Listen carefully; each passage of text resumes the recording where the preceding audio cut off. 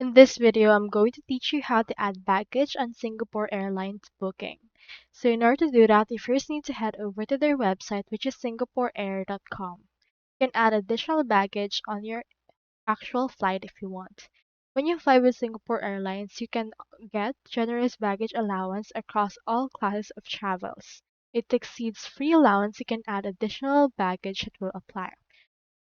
They have exclusive discounts for KrisFlyer members and for passengers flying on Singapore Airlines and other airlines in the same itinerary, like Scoot, that have the same ticket, may also pre-purchase additional baggage as a discount. For flights where multiple carriers are involved, you can either get a coach or interline arrangement. If you have extremely large items or large number of items, some restrictions apply, such as 30 centimeters neck, 25 centimeters width, and 80 centimeters height, or 32 kilograms in weight. So that's all there is today, and I hope this video helped you out.